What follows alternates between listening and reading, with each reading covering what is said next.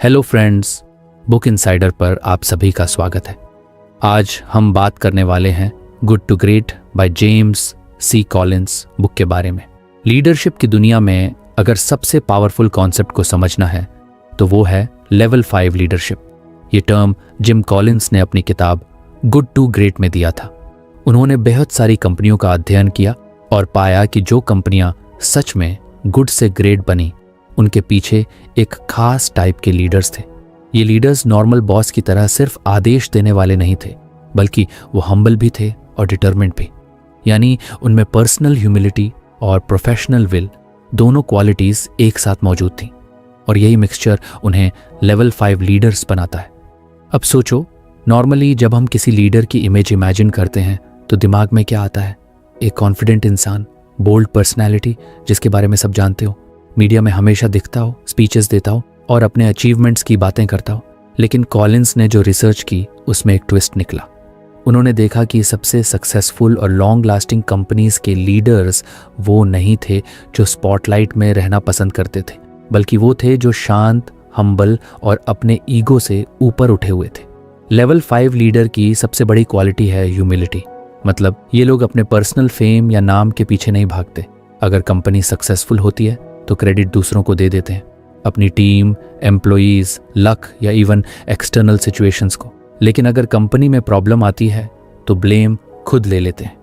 ये बिहेवियर बहुत रेयर होता है क्योंकि ज़्यादातर लीडर्स अच्छे समय में खुद को हीरो दिखाना चाहते हैं और बुरे समय में दूसरों पर ब्लेम डाल देते हैं। लेकिन लेवल 5 लीडर्स इसके बिल्कुल उलट होते हैं। अब सिर्फ हम्बल होना काफ़ी नहीं है। अगर लीडर में सिर्फ ह्यूमिलिटी हो तो वो शायद दूसरों के हाथों पपेट बन जाए। इसलिए लेवल 5 लीडर की दूसरी खास क्वालिटी है फियर्स प्रोफेशनल विल, यानी एक अडिग डिटर्मिनेशन और कंपनी को ग्रेट बनाने का स्ट्रॉन्ग इरादा। ये लोग अपनी पर्सनल कंफर्ट या शॉर्ट टर्म सक्सेस को छोड़कर लॉन्ग टर्म ग्रेटनेस के लिए काम करते हैं। इनका फोकस हमेशा कंपनी की ग्रोथ पर रहता है, न कि पीरियडिकल प्रमोशन पर।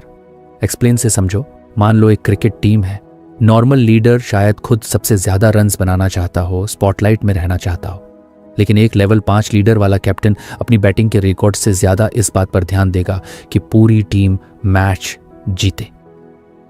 अगर जरूरत पड़े तो खुद कम शाइन करेगा, लेकिन दूसरों को पुश करेगा ताकि टीम जीत सके।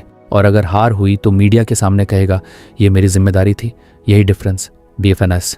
जिम कॉलिंस ने अपने रिसर्च में देखा कि जब लेवल 5 लीडर्स वाली कंपनीज ग्रो करती हैं तो वो ग्रोथ सस्टेन भी होती है। यानी कंपनी सिर्फ 1-2 साल तक चमक कर गायब नहीं होती, बल्कि लॉन्ग टर्म में भी स्ट्रांग रहती है। दूसरी तरफ जो लीडर्स सिर्फ कैरिज्मेटिक और ईगो ड्रिवन होते हैं, उनकी कंपनी शॉर्ट टर्म में तो बहुत शाइन करती है, लेकिन लॉन्ग टर्म में सस्टेन नहीं कर पाती। अब सवाल आता है, ये क्वालिटीज़ कैसे डेवलप होती हैं? ह्यूमिलिटी डेवलप करना आसान नहीं होता क्योंकि इंसान के अंदर ईगो बहुत नेचुरल होता है। लेकिन एक लेवल 5 लीडर अपनी ईगो को कंट्रोल करना सीखता है। वो खुद को हमेशा कंपनी से छोटा मानता है। उसके लिए खुद का नाम इंपॉर्टेंट नहीं, बल्कि ऑर्गेनाइजेशन की ग्रोथ इंपॉर्टेंट होती है। और प्रोफेशनल विल के लिए वो क्लियर विजन और स्ट्रॉन्ग डिसिप्लिन अडॉप्ट करता है। एक इंटरेस्टिंग चीज़ ये भी है कि लेवल 5 लीडर्स बहुत ज़्यादा ड्रामेटिक या ग्लैमरस नहीं होते। अक्सर वो सिंपल लाइफ जीते हैं। कॉलिंस ने अपने स्टडी में कई ऐसे लीडर्स का एग्जाम्पल दिया जो अपने घर में सिंपल रहते थे। फैंसी लाइफस्टाइल नहीं था, लेकिन उनकी कंपनी एक्स्ट्राऑर्डिनरी थी। मतलब उनकी ग्रेटनेस उनके पर्सनल स्टाइल या दिखावे में नहीं, बल्कि उनके काम और डिसीजंस में थी। अब सोचो, ऐसा लीडर एम्प्लॉयज़ पर क्या इफेक्ट डालता होगा?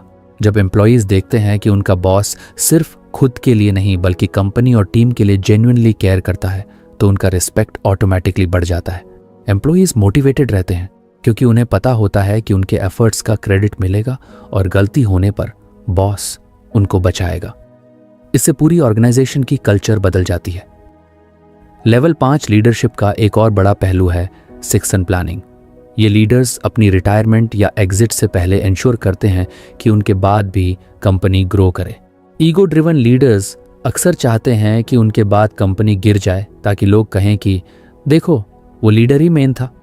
लेकिन लेवल 5 लीडर्स चाहते हैं कि उनके बाद भी कंपनी स्ट्रांग रहे। इसलिए वो ऐसे सिस्टम्स और फ्यूचर लीडर्स तैयार करते हैं जो ऑर्गेनाइजेशन को आगे बढ़ाते रहें। अब अगर हम प्रैक्टिकल लाइफ में सोचें तो हर इंसान अपने लेवल का लीडर होता है, चाहे वो फैमिली में हो, क्लासरूम में, बिजनेस में या ऑफिस में, तो लेवल 5 लीडरशिप सिर्फ CEOs के लिए ही नहीं है, यह हम सबके लिए सीखने वाली चीज़ है। ह्यूमिलिटी और विल का बैलेंस अगर हम अपनी लाइफ में लाते हैं तो हम भी ग्रेट बन सकते हैं। ह्यूमिलिटी का मतलब है अपने अचीवमेंट्स पर ओवर प्राउड ना होना, दूसरों को क्रेडिट देना और खुद को हमेशा सीखने के मोड में रखना। प्रोफेशनल विल का मतलब है क्लियर गोल सेट करना और उन्हें अचीव करने के लिए डिसिप्लिन्ड रहना। अगर आपको हमारी फ्री समरी अच्छी लगती है तो आप हमारे चैनल को सब्सक्राइब कर सकते हैं, हमारी मेंबरशिप खरीद सकते हैं या हमें UPI के थ्रू सपोर्ट कर सकते हैं। अब समरी पर वापस चलते हैं। इमेजिन करो अगर ये दोनों क्वालिटीज कंबाइन हो जाएं तो किसी भी इंसान को रोकना मुश्किल हो जाएगा। कॉलिंस ने यह भी कहा कि बहुत सारे लोग नेचुरली लेवल 5 लीडर नहीं होते, लेकिन टाइम और एक्सपीरियंस से ये क्वालिटीज डेवलप की जा सकती हैं। ह्यूमिलिटी डेवलप करने के लिए ग्रेटफुल प्रैक्टिस करना बहुत हेल्पफुल होता है और विल डेवलप करने के लिए सेल्फ डिसिप्लिन और विजन क्लैरिटी बहुत ज़रूरी है। अक्सर लोग सोचते हैं कि हम्बल होना मतलब वीक होना, लेकिन लेवल 5 लीडरशिप ये साबित करती है कि सबसे पावरफुल लीडरशिप वही है जिसमें ह्यूमिलिटी हो, बिकॉज ह्यूमिलिटी आपको ग्राउंडेड रखती है और विल पावर आपको आगे ले जाती है। अगर सिर्फ विल पावर होगी तो आप इगोइस्टिक हो जाओगे और अगर सिर्फ ह्यूमिलिटी होगी तो आप पैसिव बन जाओगे। ग्रेटनेस तब आती है जब दोनों बैलेंस में हो। तो अगर सिंपल शब्दों में कहें तो लेवल 5 लीडर वो होता है जो सक्सेस का क्रेडिट दूसरों को देता है, फेलियर का ब्लेम खुद लेता है, पर्सनल फेम के पीछे नहीं भागता, लेकिन ऑर्गेनाइजेशन को ग्रेट बनाने के लिए हर पॉसिबल कोशिश करता है। वो अंदर से हम्बल और बाहर से आयरन विल्ड होता है। आखिरकार यही लीडर्स हिस्ट्री बनाते हैं, क्योंकि उनकी लीडरशिप किसी टेम्पोरेरी फेम पर नहीं बल्कि परमानेंट इम्पैक्ट पर आधारित होती है। वो ऐसे सिस्टम्स, कल्चर्स और पीपल क्रिएट करते हैं जो उनकी एब्सेंस में भी ग्रो करते रहते हैं। यही कारण है कि कॉलिंस ने कहा, good to great companies don't happen without level 5 leaders. ये कॉन्सेप्ट पढ़कर हमें एक सवाल खुद से पूछना चाहिए, क्या हम अपनी लाइफ में लेवल 5 लीडर बनने की कोशिश कर रहे हैं? क्या हम अपने ईगो से ऊपर उठकर दूसरों को क्रेडिट देते हैं? क्या हम अपनी फैमिली, फ्रेंड्स या टीम की लंबी अवधि की सफलता के लिए कठिन निर्णय लेने को तैयार हैं? अगर हाँ, तो हम भी स्लोली लेवल 5 लीडरशिप की तरफ बढ़ रहे हैं। तो अगली बार जब आप लीडरशिप सोचो तो याद रखना, ग्रेटनेस सिर्फ कॉन्फिडेंस या बोल्डनेस से नहीं आती बल्कि ह्यूमिलिटी और डिटर्मिनेशन के रेयर कॉम्बिनेशन से आती है। यही है लेवल 5 लीडरशिप का असली मैजिक। जिम कॉलिंस की गुड टू ग्रेट किताब का दूसरा प्रिंसिपल बहुत इंटरेस्टिंग है, फिरस्त, फिर क्या। इसको सिंपल वर्ड्स में समझना हो तो कॉलिंस कहते हैं कि किसी भी कंपनी को ग्रेट बनाना है तो सबसे पहले सही लोग चुनो। मतलब पहले डिसाइड करो कि बस पर कौन बैठेगा, फिर ये डिसाइड करना आसान हो जाएगा कि बस कहाँ जाएगी। यहाँ बस कंपनी या ऑर्गेनाइजेशन का सिंबल है और लोग यानी एम्प्लॉयज, टीम मेंबर्स, लीडर्स वो पैसेंजर्स हैं। नॉर्मली लोग सोचते हैं कि पहले स्ट्रैटेजी बनाओ, विजन सेट करो, फिर उसके हिसाब से टीम तैयार करो, लेकिन कॉलिंस ने उल्टा कहा, पहले राइट पीपल चुनो, फिर स्ट्रैटेजी अपने आप सही डायरेक्शन में चलने लगेगी। क्योंकि अगर गलत लोग बस पर बैठे होंगे तो चाहे स्ट्रैटेजी कितनी भी अच्छी क्यों ना हो, एग्जीक्यूशन खराब होगा। और अगर सही लोग बस पर हैं तो भले शुरुआत में डेस्टिनेशन क्लियर ना हो, वो लोग मिलकर सही रास्ता ढूंढ लेंगे। अब सोचो, लाइफ में भी ये कितना ट्रू है। मान लो आपके पास एक क्रिकेट टीम है, अगर प्लेयर्स गलत चुन ली, मतलब सेल्फिश, लेजी या अनडिसिप्लिन्ड लोग ले आए, तो चाहे कोच की स्ट्रैटेजी कितनी भी स्ट्रांग हो, टीम कभी जीत नहीं पाएगी। लेकिन अगर आपके पास सही प्लेयर्स हैं जिनमें डिसिप्लिन, पैशन और टीम वर्क है, तो वो कोच के साथ मिलकर प्लान बना लेंगे और जीत की तरफ बढ़ेंगे। यही फिलॉसफी कंपनीज पर भी अप्लाई होती है। कॉलिंस ने अपनी रिसर्च में देखा कि गुड टू ग्रेट कंपनीज ने हायरिंग प्रोसेस और पीपल सिलेक्शन को बहुत सीरियसली लिया। उनका फोकस सिर्फ इस बात पर नहीं था कि कितने लोग चाहिए, बल्कि इस बात पर था कि कौन लोग चाहिए। और इंटरेस्टिंग बात यह थी कि ये कंपनीज जल्दी में हायर नहीं करती थी, वो पेशेंटली वेट करती थी जब तक राइट पर्सन ना मिले, क्योंकि उन्हें पता था कि रॉन्ग पर्सन को ऑनबोर्ड करना लेटर बहुत ज्यादा कॉस्टली पड़ सकता है। एक और खास पॉइंट ये है कि सही लोग चुनना मतलब सिर्फ स्किल्स देखना नहीं है। कई बार स्किलफुल लोग भी रॉन्ग फिट हो सकते हैं अगर उनके वैल्यूज या एटीट्यूड कंपनी कल्चर से मैच नहीं करते। कॉलिंस कहते हैं कि स्किल्स तो सिखाई जा सकती हैं, लेकिन कैरेक्टर और वैल्यूज बदलना मुश्किल है। इसलिए ग्रेट कंपनीज पहले कैरेक्टर और वैल्यूज पर ध्यान देती हैं। मान लो आपके पास एक बस है और आपको लंबी यात्रा करनी है।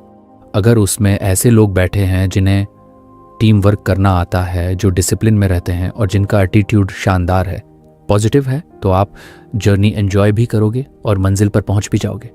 लेकिन अगर गलत लोग बैठ गए जो हर वक्त फाइट करें, ब्लेम डालें, कंप्लेन करें, तो जर्नी खराब भी होगी और शायद आप डेस्टिनेशन तक पहुंच भी ना पाओ।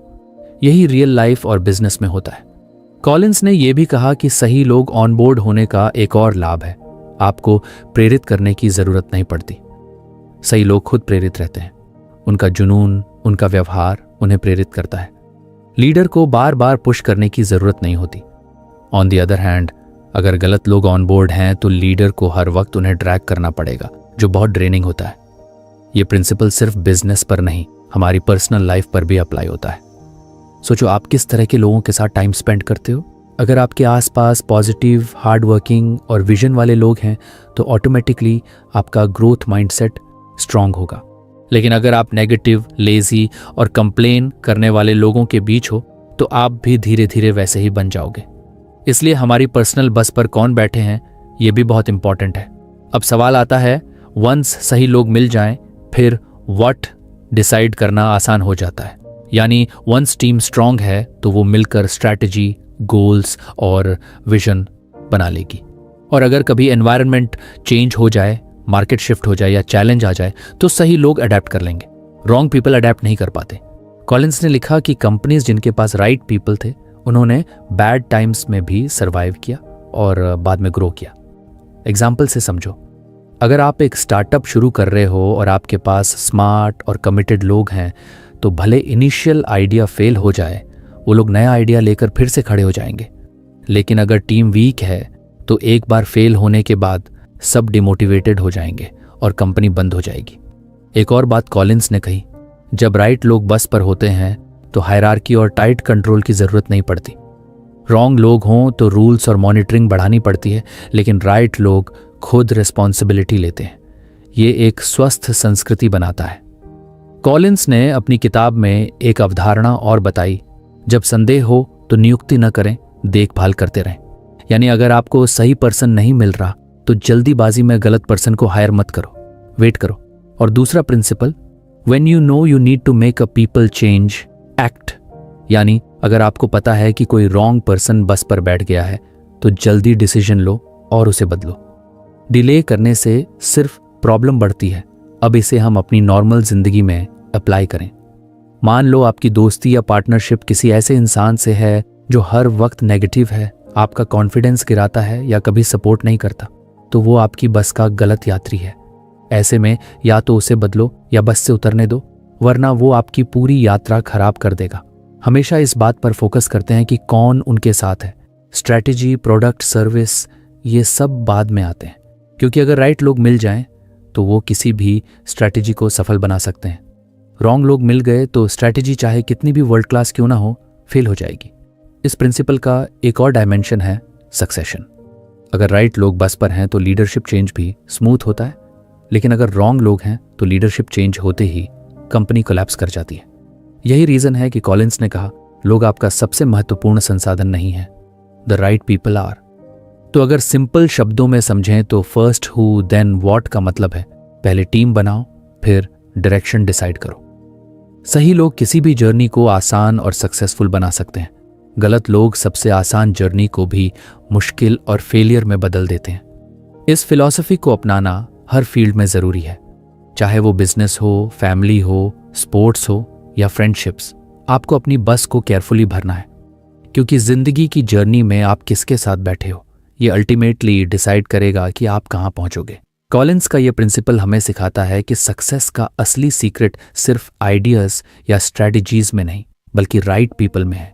सही लोग राइट डिसीजंस अपने आप लाते हैं और गलत लोग सबसे ब्रिलियंट डिसीजन को भी बर्बाद कर देते हैं। इसलिए अगर आप कोई भी बड़ी जर्नी शुरू कर रहे हो, पहले सोचो आपकी बस पर कौन बैठेगा। जिम कॉलिंस की किताब गुड टू ग्रेट का तीसरा प्रिंसिपल है confront the brutal facts.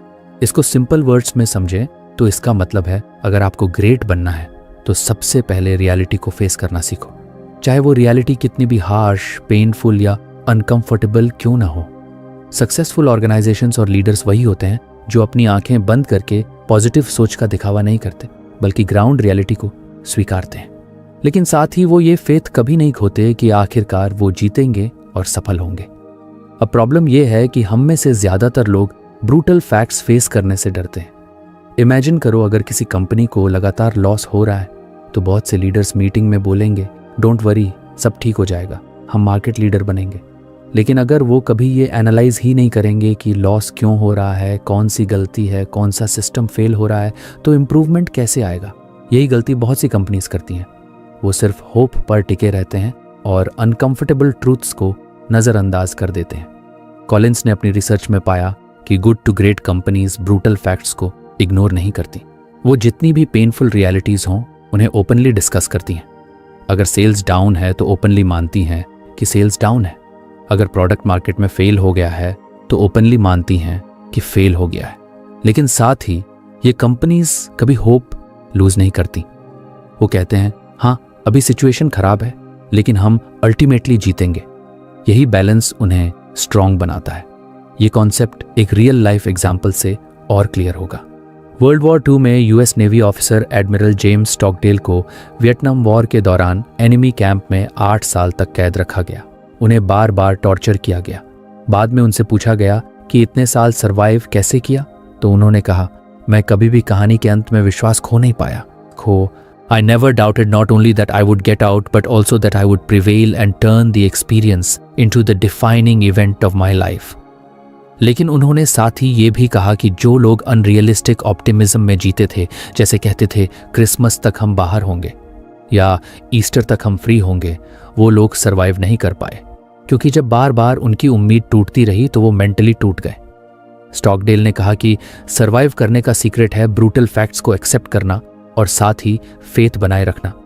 Collins ने इसी को स्टॉकडेल पैराडॉक्स कहा, और यही चीज confront the brutal facts principle की जड़ है। मतलब रियलिटी कितनी भी हार्श क्यों ना हो, उसे इग्नोर मत करो। हाँ, फेथ रखो कि एंड में सब ठीक होगा, लेकिन बीच की जर्नी में आंखें खोलकर सच्चाई देखो। अब सोचो, अगर कोई कंपनी ब्रूटल फैक्ट्स फेस नहीं करती तो क्या होता है। मान लो एक टेलीकॉम कंपनी है जो मार्केट में आउटडेटेड टेक्नोलॉजी यूज कर रही है। उसके लीडर्स अगर कहते हैं हमारी ब्रांड बहुत स्ट्रांग है, लोग हमें छोड़ नहीं सकते, तो ये सेल्फ डिसेप्शन है।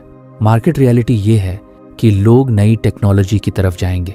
अगर लीडर्स ने ये ब्रूटल फैक्ट एक्सेप्ट नहीं किया तो कंपनी कोलैप्स हो जाएगी।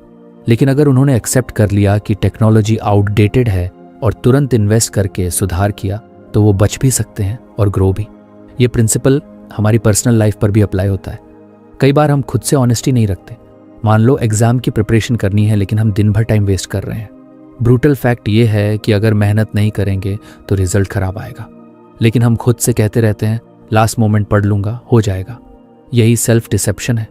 इंप्रूवमेंट तभी पॉसिबल है जब हम ब्रूटल फैक्ट एक्सेप्ट करें, हाँ मैं टाइम वेस्ट कर रहा हूं, मुझे तुरंत बदलना होगा। कॉलिंस कहते हैं कि ब्रूटल फैक्ट्स फेस करने के लिए एक कल्चर बनाना पड़ता है जहां लोग फ्रीली ट्रूथ बोल सकें।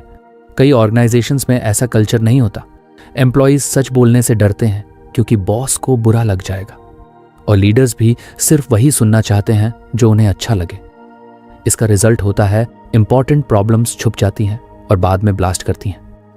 ग्रेट ऑर्गेनाइजेशंस ऐसा कल्चर बनाती हैं जिसमें कोई भी एम्प्लॉय ओपनली ट्रूथ बोल सके। फॉर एग्जाम्पल, कॉलिंस ने अपनी रिसर्च में देखा कि good to great companies regular autopsy without blame sessions करती थी। मतलब अगर कोई प्रॉब्लम आई तो उसे ओपनली एनालाइज किया जाता था, गलती कहाँ हुई, सिस्टम में क्या लूप होल है, लेकिन ब्लेम किसी इंडिविजुअल पर नहीं डाला जाता था। इससे लोग ओपन रहते थे और फैक्ट्स छुपाते नहीं थे। ब्रूटल फैक्ट्स को एक्सेप्ट करना पेनफुल होता है, लेकिन यही ग्रोथ का पहला स्टेप है। अगर किसी इंसान को बीमारी है और वो डॉक्टर के पास जाकर टेस्ट ही नहीं कराता क्योंकि उसे सच्चाई सुनने का डर है, तो बीमारी बढ़ती जाएगी। लेकिन अगर वो टेस्ट करे तो सच्चाई सामने आ जाएगी। कराए, हार्श रियलिटी सुने और ट्रीटमेंट शुरू करे तो चांसेस हैं कि वो ठीक हो जाए। कंपनी और लाइफ में भी यही लॉजिक है। कॉलिंस ने कहा कि लीडर्स को मिरर की तरह होना चाहिए। जब प्रॉब्लम आए तो पहले खुद देखो और मानो कि कुछ गलत हुआ है। और विंडो की तरह होना चाहिए। जब सक्सेस मिले तो बाहर देखो और क्रेडिट दूसरों को दो। ब्रूटल फैक्ट्स फेस करने के लिए लीडर का ईगो बहुत लो होना चाहिए। इगोइस्टिक लीडर हार्श ट्रूथ्स सुनना ही नहीं चाहता, लेकिन हम्बल लीडर हमेशा ट्रूथ को प्रायोरिटी देता है। एक और बात, ब्रूटल फैक्ट्स फेस करने का मतलब ये नहीं कि हर वक्त नेगेटिव रहना है। इसका मतलब है क्लियर आइड रियलिज्म प्लस अनशेकेबल फेथ। मतलब ग्राउंड रियलिटी को साफ साफ देखो, लेकिन अपने फाइनल विजन में विश्वास बनाए रखो। यही स्टॉकडेल पैराडॉक्स है। अगर आप सिर्फ रियलिटी देखोगे और फेथ खो दोगे तो होपलेस हो जाओगे। अगर सिर्फ फेथ रखोगे और रियलिटी इग्नोर करोगे तो फैंटेसी में जीते रहोगे। बैलेंस दोनों का चाहिए। पर्सनल लेवल पर सोचो, मान लो कोई स्टूडेंट कॉम्पिटिटिव एग्जाम की तैयारी कर रहा है।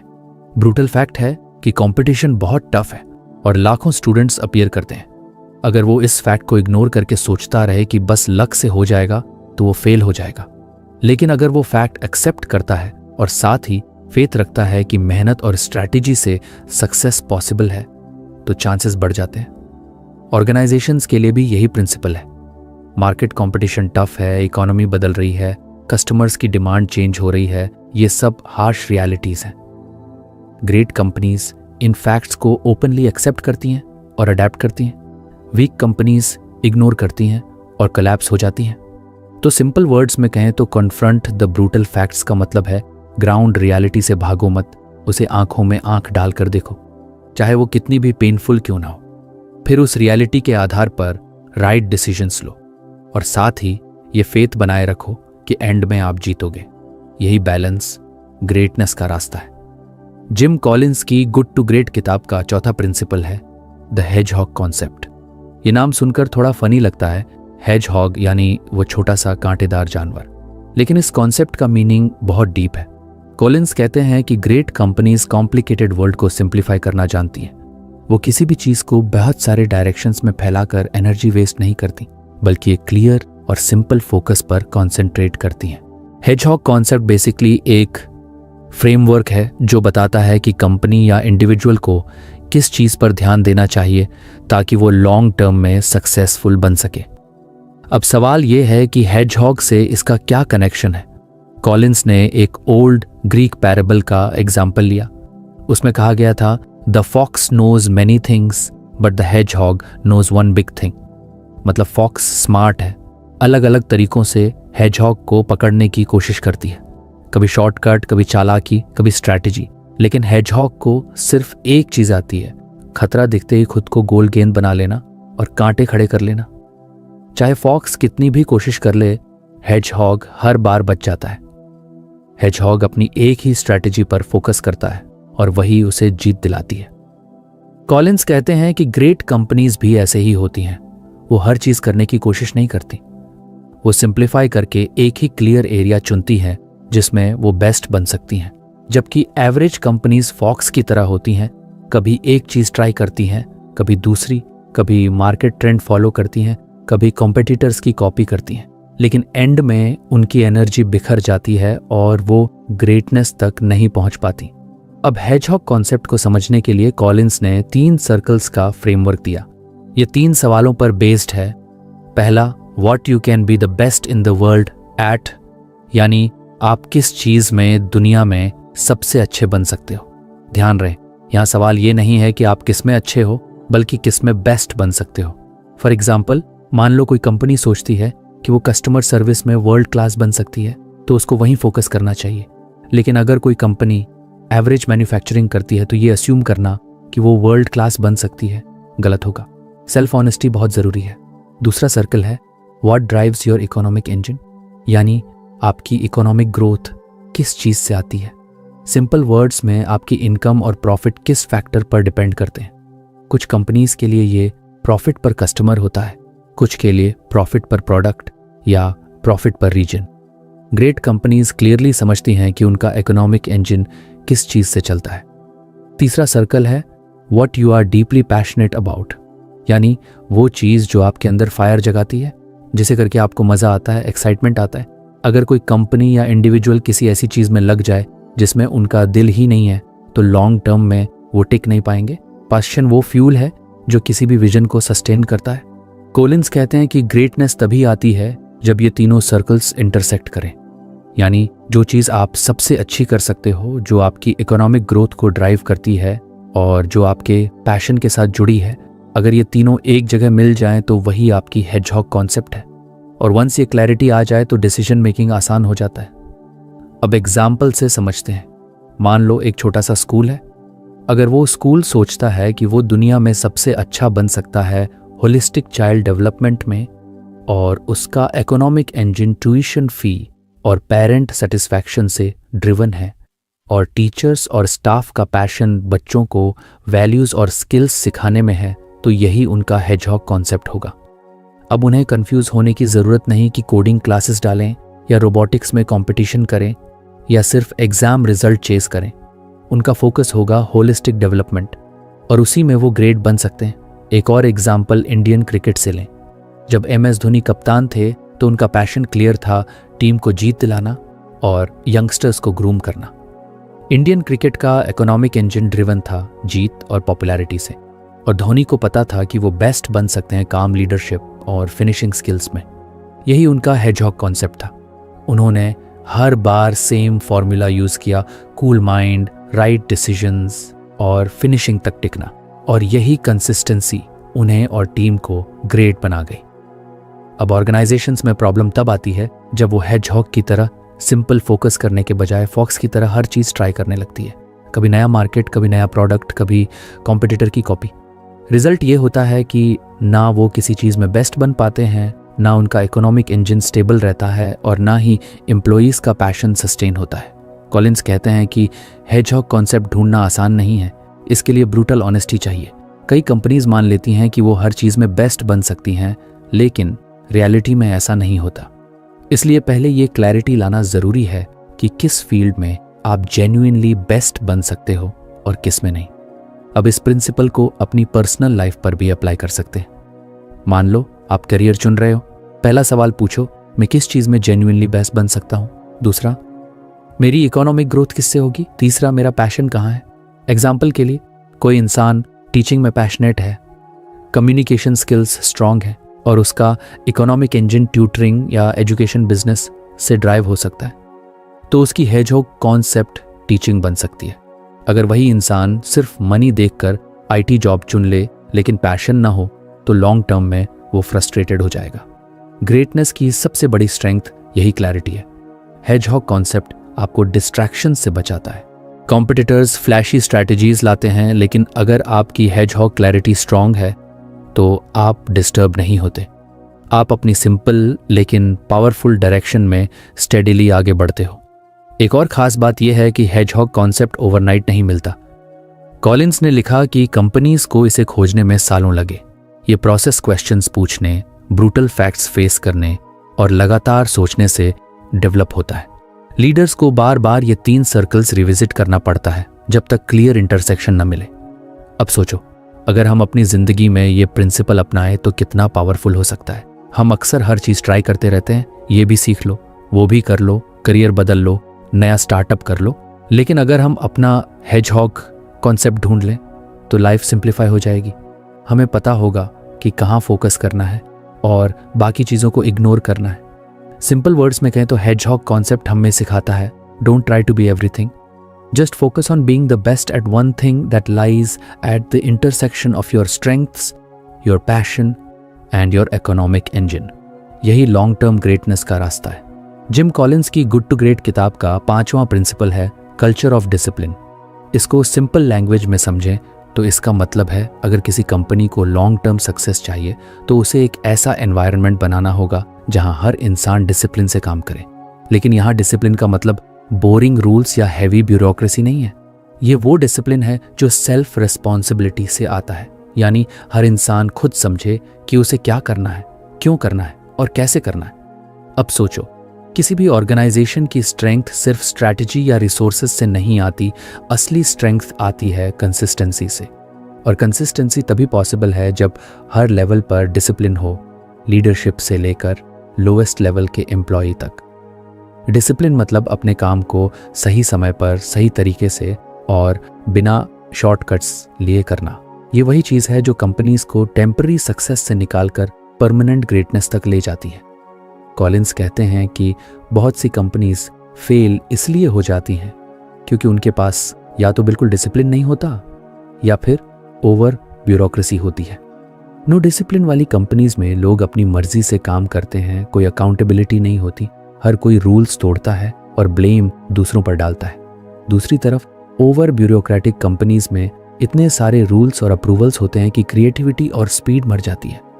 ग्रेट कंपनीज का सीक्रेट ये है कि वहाँ कल्चर ऑफ डिसिप्लिन होता है, यानी लोगों को इतनी फ्रीडम होती है कि वो अपनी क्रिएटिविटी यूज़ करें, लेकिन उतनी रिस्पॉन्सिबिलिटी भी होती है कि वो अपने काम को पूरा डिसिप्लिन से करें।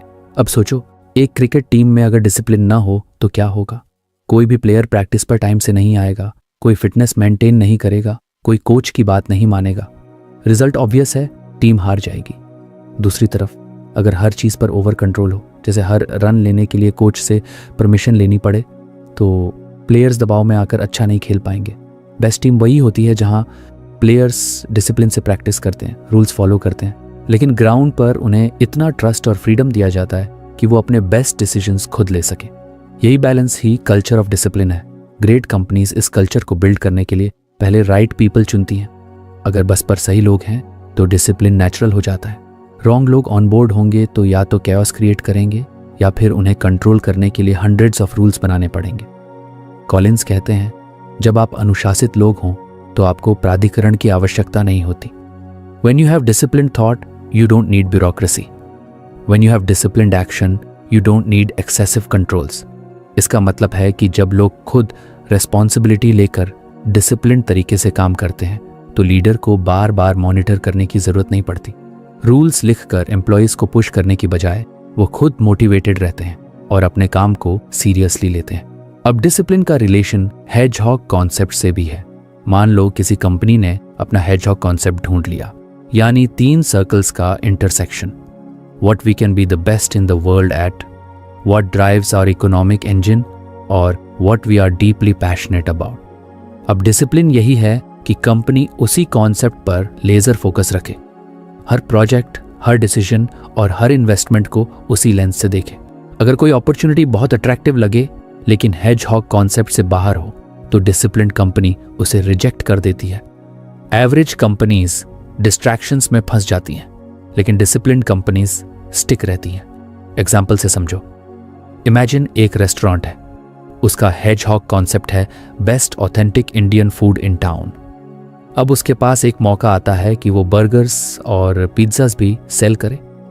शॉर्ट टर्म प्रॉफिट का टेम्पटेशन बहुत स्ट्रांग है, लेकिन अगर रेस्टोरेंट डिसिप्लिन्ड है तो वो अपने विजन पर फोकस रखेगा और कहेगा, हम बर्गर्स में बेस्ट नहीं बन सकते, हमारा पैशन भी नहीं है और ये हमारे इकोनॉमिक इंजन को भी वीकन करेगा, इसलिए नो। यही डिसिप्लिन्ड डिसीजन मेकिंग है।